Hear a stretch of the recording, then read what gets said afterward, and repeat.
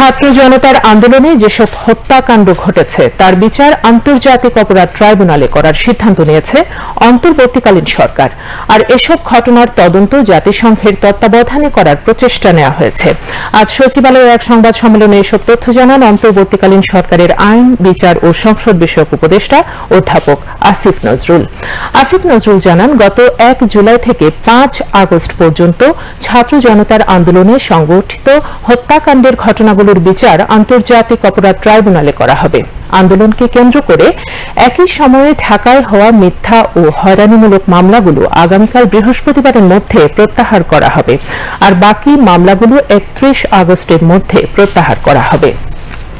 আয়নাঘরের ভুক্তভোগীদের সহায়তা দেয়া নিয়ে এক প্রশ্নের জবাবে উপদেষ্টা বলেন, আয়নাঘরে গুমের বিষয়টি অত্যন্ত গুরুত্বপূর্ণ, কোনোভাবেই এটিকে খাটো করে দেখা হচ্ছে না। এ বিষয়ে ভুক্তভোগী পরিবারের যে কেউ সহায়তা চাইলে সর্বাত্মক সহযোগিতা করা হবে। গণহত্যা বলতে আমি অগাস্টের প্রথম 5 দিনের গণহত্যার কথা বোঝাচ্ছি।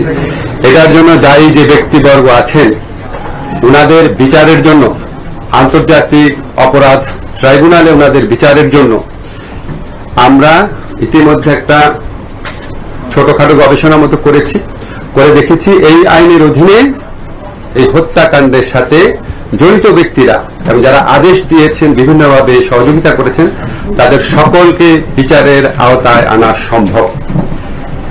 এবং আমরা এই আন্তর্জাতিক অপরাধ ট্রাইব্যুনাল, এখানে আপনারা জানেন একটা ইনভেস্টিগেশন এজেন্সি আছে, একটা প্রসিকিউশন টিম আছে, এগুলিকে আমরা রিঅর্গানাইজ করার চেষ্টা করছি। আর এই ইনভেস্টিগেশনের ক্ষেত্রে এটা আমরা জাতিসংঘের তত্ত্বাবধানে করার চেষ্টা করছি।